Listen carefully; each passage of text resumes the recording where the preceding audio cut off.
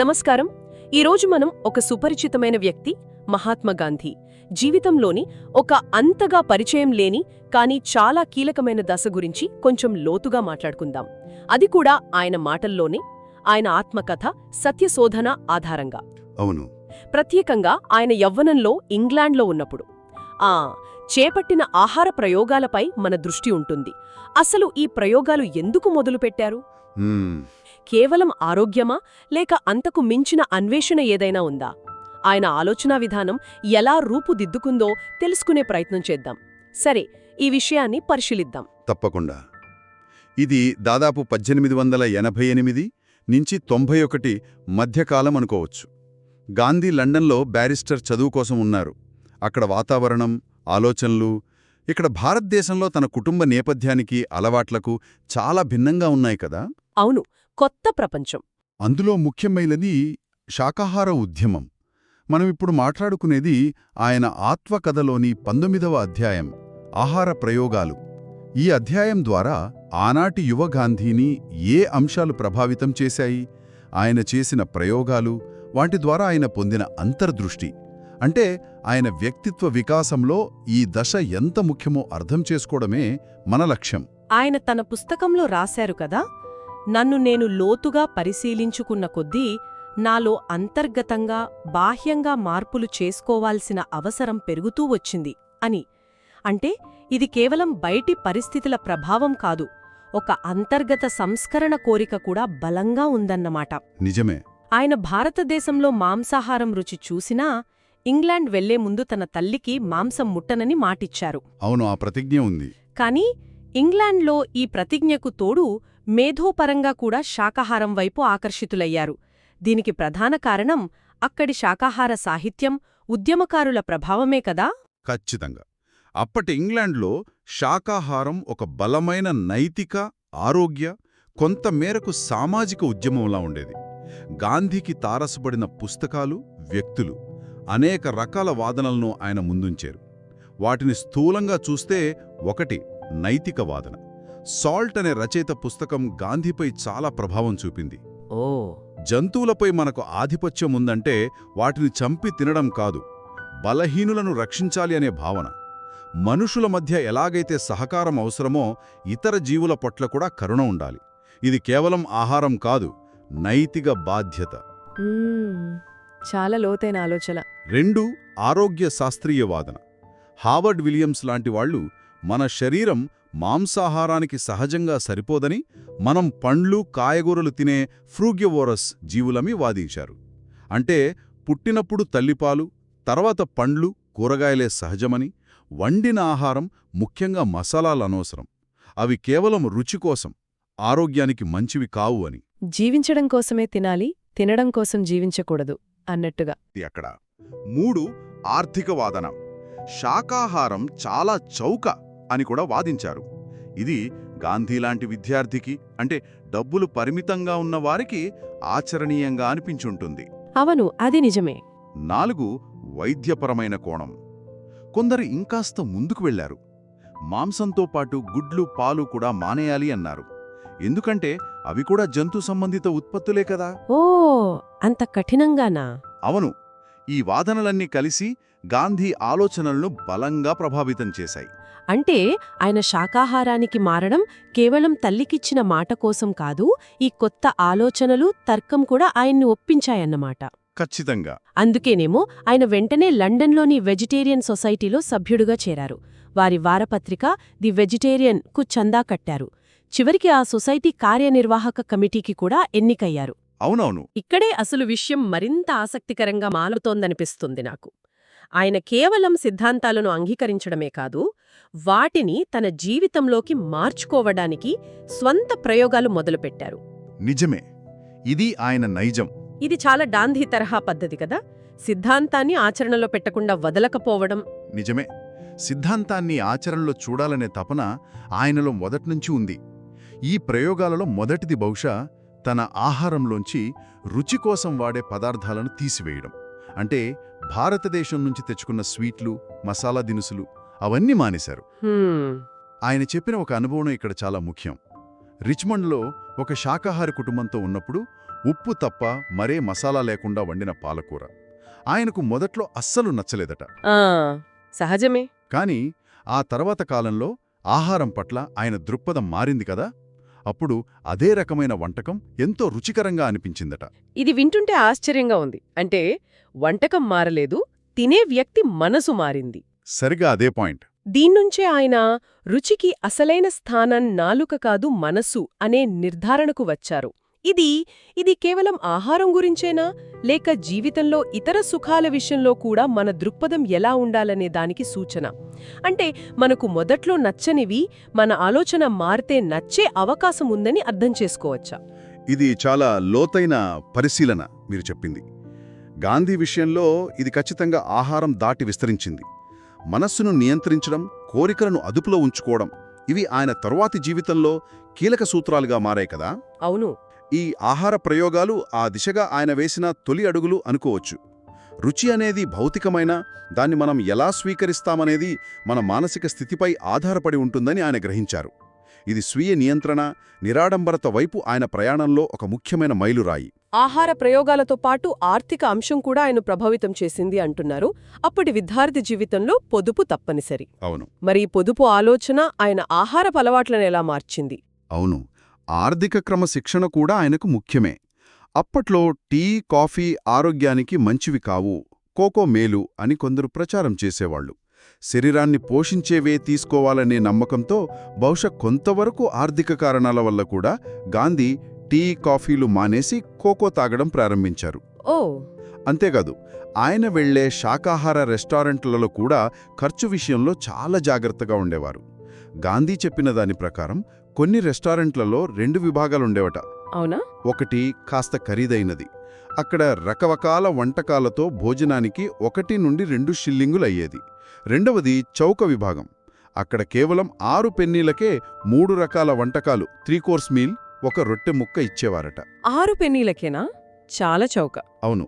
తన దగ్గర డబ్బు తక్కువగా ఉన్న రోజుల్లో గాంధీ ఎక్కువగా ఈ చౌక విభాగంలోనే భోజనం చేసేవారట. ఇది కేవలం ఆహార ప్రయోగం కాదు, పొదుపు, నిరాడంబర జీవనం పట్ల ఆయనకున్న నిబద్ధతను కూడా చూపిస్తుంది. ఆహారంలో రుచిని తగ్గించుకోవటం, పొదుపు చేయడం, వీటితో పాటు ఆయన ఇంకా నిర్దిష్టమైన ప్రయోగాలు కూడా చేశారు కదా. అవును, చాలా చేశారు. ఉదాహరణకు పిండి పదార్థాలు మానేయడం, లేదా కేవలం పండ్లు, రొట్టెలపై ఆధారపడటం, ఇలాంటివి. వీటిలో గుడ్ల ప్రయోగం చాలా వివాదాస్పదంగా, ఆయన అంతర్గత సంఘర్షణకు కారణంగా నిలిచింది అనిపిస్తోంది. నిజమే. ఈ గుడ్ల ప్రయోగం ఆయన జీవితంలో ఒక కీలకమైన నైతిక సందిగ్ధతను సృష్టించింది. అప్పట్లో పిండి పదార్థాలు లేని ఆహారాన్ని, స్టార్చ్లెస్ డయట్ సమర్థించే ఒక సంస్కర్త గాంధీని కలిశారు. ఆయన వాదనేంటంటే గుడ్లు మాంసం కిందకు రావు, ఎందుకంటే అవి సంతానోత్పత్తి కోసం ఉద్దేశించినవి కావు, అన్ఫర్టిలైజ్డ్ ఎగ్స్. వాటిని తినడం వల్ల ఏ జీవికి హింస జరగదు అని. పైగా గుడ్లలో ప్రోటీన్లు ఎక్కువ కాబట్టి బలహీనంగా ఉన్న గాంధీకి అవి మేలు చేస్తాయని సలహా ఇచ్చారు. కాని ఇక్కడ నాకొక సందేహం. తన తల్లికిచ్చిన మాటను అంత గట్టిగా నమ్మిన వ్యక్తి, ముఖ్యంగా మాంసం తిననని ప్రమాణం చేసిన వ్యక్తి, ఎవరో సంస్కర్త చెప్పగానే గుడ్లు తినడానికెలా సిద్ధపడ్డారు? ఆ వాదనలో అంత బలమేముంది? లేక అప్పటికే ఆయనకు తన ప్రతిజ్ఞ లోతు పూర్తిగా అర్థం కాలేదా? ఇది చాలా మంచి ప్రశ్న అడిగారు. బహుశా 2 కారణాలుండొచ్చు. ఒకటి, ఆ సంస్కర్త వాదంలోని తర్కం, ఆ రేషనల్ ఆర్గ్యుమెంట్ గాంధీని ఆకట్టుకుంది. హింస జరగనప్పుడు, సాంకేతికంగా మాంసం కానప్పుడు, ఆరోగ్యానికి మేలు చేసేటప్పుడు తినడంలో తప్పేమిటి అనే ఆలోచన వచ్చుండొచ్చు. అలాగా. రెండవది, అప్పటికే ఆయన తన ప్రతిజ్ఞ యొక్క విస్తృత అర్థాన్ని, ముఖ్యంగా తన తల్లి ఉద్దేశాన్ని అంత లోతుగా విశ్లేషించుకోలేదేమో. తన తల్లి మాంసమంటే ఏ ఉద్దేశంతో అన్నారో ఆ క్షణంలో ఆయన పూర్తిగా గ్రహించలేదు. ఆ వాదన వినగానే తల్లికిచ్చిన మాటని మిరడం లేదనే భావనతో కొంతకాలం పాటు ఉడకబెట్టిన గుడ్లను తన ఆహారంలో చేర్చుకున్నారు. అయితే ఈ ప్రయోగం ఎక్కువ కాలం కొనసాగలేదు అంటారు. ఆయన అంతరాత్మ ఒప్పుకోలేదా? సరి అయినదా? తన తల్లి ఉద్దేశ్యం వేరని ఆయనకు ఎలా తెలిసింది? అవును, అది కొద్ది రోజులే. ఆయన తన ఆత్మకథలో చెప్పిన దాని ప్రకారం ఒకరోజు ఆయనకు హఠాత్తుగా తన తల్లి గుర్తుకొచ్చారట. ఆమె మాంసం తినవద్దని చెప్పినప్పుడు ఆమె ఉద్దేశ్యం కేవలం జంతువుల కండ మాత్రమే కాదు, గుడ్లతో సహా జీవసంబంధిత పదార్థాలను తినవద్దనే ఆయనకు స్పష్టమైంది. ఓ అలా అర్థమైందా? తన తల్లికి ఆంగ్లంలోని మీట్ అనే పదానికున్న టెక్నికల్ నిర్వచనాలు తెలియవు కదా. ఆమె దృష్టిలో మాంసమంటే జీవుల నుంచి వచ్చేది, అందులో గుడ్లు కూడా ఉంటాయి. ఈ గ్రహింపు వచ్చిన వెంటనే గాంధీ గుడ్లు తినడం మానేశారు. ఇది ఆయనకొక పెద్ద పాఠం నేర్పింది. అంటే ప్రతిజ్ఞ యొక్క అక్షరార్థం కంటే దాన్ని ఇప్పించిన వారి ఉద్దేశ్యం, ఆ స్పిరిట్ ఆఫ్ ది వావ్, అదే ముఖ్యం అని ఆయన గ్రహించారు. ఇది చాలా కీలకమైన విషయం. ఖచ్చితంగా. ఈ అనుభవం నుంచే గాంధీ ప్రతిజ్ఞల అర్థవివరణకు సంబంధించి ఒక బంగారు సూత్రాన్ని ఏర్పరచుకున్నారు. అదేమిటంటే, ఒక ప్రతిజ్ఞకు నిజమైన అర్థం దాన్ని ఇప్పించిన వ్యక్తి నిజాయితీగా ఏ ఉద్దేశంతో చెప్పాడో అదే. ఒకవేళ దానిపై సందేహం ఉంటే లేదా రెండు అర్థాలు సాధ్యమైతే బలహీన పక్షం చెప్పే అర్థాన్ని స్వీకరించాలి. బలహీన పక్షం చెప్పే అర్థాన్నా? ఆసక్తికరంగా ఉంది. అవును. ఈ నియమాన్ని పక్కన పెట్టడం వల్లే ప్రపంచంలో ఎన్నో గొడవలు, అన్యాయాలు జరుగుతాయని, దీనికి మూలం అసత్యమని గాంధీ అన్నారు. స్వార్థంతో గుడ్డివారై అస్పష్టమైన పదాలను అడ్డం పెట్టుకుని తమను తాము ప్రపంచాన్ని దేవుణ్ణి మోసం చేసుకోవడానికి ప్రయత్నిస్తారని ఆయన విమర్శించారు. సత్యాన్ని కోరుకునే వ్యక్తికి ఈ సూత్రాన్ని పాటించడం సులభమని ఆయన అభిప్రాయపడ్డాడు. తన తల్లి ఉద్దేశమే తనకు శిరోధార్యమని, తన విస్తృత జ్ఞానం లేదా తార్కికత ఆధారంగా దాన్ని మార్చకూడదని ఆయన నిర్ణయించుకున్నాడు. ఈ నిర్ణయం వల్ల ఆయనకు ఆచరణలో ఇబ్బందులు ఎదురయ్యాయా? ఉదాహరణకు శాకాహార రెస్టారెంట్లలో ఆహారం తినేటప్పుడు. అవును, ఎదురయ్యాయి. ఎందుకంటే ఇంగ్లాండ్లో మాంసం అనే పదానికి అప్పట్లో కనీసం 3 వేర్వేరు నిర్వచనాలు వాడుకలో ఉన్నాయని గాంధీ గమనించారు. 3 నిర్వచనాలా? అవేంటి? 1. కొందరు శాకాహారులు కేవలం పక్షులు, జంతువుల మాంసాన్ని మాత్రమే మీట్గా భావించి చేపలు, గుడ్లు తినేవాళ్లు. 2. మరికొందరు చేపలతో సహా అన్ని జీవుల మాంసం తినకూడదని, కాని గుడ్లు తినవచ్చని భావించేవాళ్లు. ఓ 3. ఇంకొందరు కఠిన శాకాహారులు. జంతువులు మరియు వాటి ఉత్పత్తులైన గుడ్లు, పాలు కూడా మాంసం కిందకే వస్తాయని నమ్మేవారు. గాంధీ తన తల్లి నిర్వచనాన్ని, అంటే 3వ రకానికి దగ్గరగా అనుసరించాలని నిర్ణయించుకున్నాక? అవును. దాంతో ఆయనకు శాకాహార రెస్టారెంట్లలో కూడా జాగ్రత్తగా ఉండాల్సొచ్చింది. ఎందుకంటే చాలా పుడ్డింగ్లు, కేకులలో గుడ్డు వాడతారని ఆయన విచారణలో తేలిందట. అయ్యో! దాంతో ప్రతి పదార్థంలో ఏముందో అడిగి తెలుసుకుని తినాల్సిన పరిస్థితి ఏర్పడింది. ఇది ఆయన నిబద్ధతను మరింత పరీక్షించింది. ఈ ప్రయోగాలన్నీ చూస్తుంటే ఆరోగ్యం, నైతికత, ఆర్థిక శాస్త్రం, మత విశ్వాసం, ప్రతిజ్ఞ రూపంలో ఇన్ని అంశాలు ఆయన ఆహారపు అలవాట్లను ప్రభావితం చేశాయని స్పష్టంగా అర్థమవుతోంది. నిజమే. అయితే గాంధీ స్వయంగా ఇంగ్లాండ్లోని తన ప్రయోగాలు ప్రధానంగా ఆర్థిక, ఆరోగ్య కారణాలతోనే జరిగాయని, మతపరమైన కోణం దక్షిణాఫ్రికా వెళ్లాక బలపడిందని చెప్పినట్టున్నారు కదా? అవును. ఆత్మకథలో ఆయన అలాగే పేర్కొన్నారు. ఇంగ్లాండ్లో ఆయన దృష్టి ప్రధానంగా ఆరోగ్యం, శరీర పోషణ, ఆర్థిక పొదుపు మరియు కొంతవరకు పాశ్చాత్య శాకాహార ఉద్యమంలోని నైతిక వాదనలపై ఉంది. తన తల్లికిచ్చిన ప్రతిజ్ఞ మతపరమైనదేనా, దాన్ని నిలబెట్టుకోవడంపై ఆయన దృష్టి సారించారు. కాని ఆహారాన్ని, బ్రహ్మచర్యాన్ని, స్వీయ నియంత్రణను ఒక విస్తృత ఆధ్యాత్మిక సాధనగా చూడటం, ఉపవాసాలు వంటి ప్రయోగాలు చేయటం, ఇవన్నీ ఆయన దక్షిణాఫ్రికా అనుభవాల తర్వాత మరింత ప్రముఖంగా మారాయి. అంటే ఇంగ్లాండ్లోని ఈ దశ ఆ తరువాతి ప్రయోగాలకు ఒక పునాది వేసిందని చెప్పవచ్చా? ఖచ్చితంగా చెప్పవచ్చు. ఇక చివలిగా ఆయన చేసిన మరో చిన్న ప్రయోగం ఒక సంస్థను స్థాపించడం. శాకాహారం పట్ల కొత్తగా కలిగిన ఉత్సాహంతో ఆయన బేస్వాటర్ ప్రాంతంలో ఒక శాకాహార క్లబ్ను ప్రారంభించారు కదా. ఇది ఎలా జరిగింది? దాని ఫలితమేమిటి? అవును, దీన్నే ఆయన కొత్త మతం పుచ్చుకున్నవాని ఉత్సాహం అని సరదాగా వర్ణించారు. శాకాహారం యొక్క గొప్పతనాన్ని ఇతరులతో పంచుకోవాలనే ఉత్సాహంతో తాను నివసించే బేస్వాటర్ ప్రాంతంలో ఒక శాకాహార క్లబ్ను ప్రారంభించాలని నిర్ణయించుకున్నారు.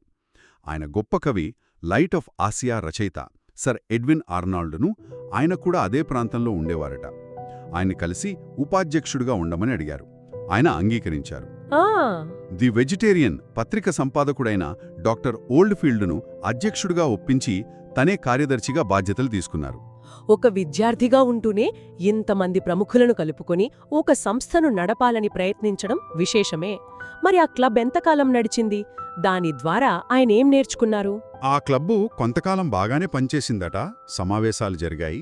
కాని గాంధీకి తరచూ నివాసం మార్చే అలవాటు ఉండటం, బహుశా ఇతర పనుల ఒత్తిడి వల్ల కావచ్చు, కొద్ది నెలలకే ఆ క్లబ్బు మూతపడింది. అయ్యో అలాగా. అయితే గాంధీ దీన్ని వైఫల్యంగా చూడలేదు.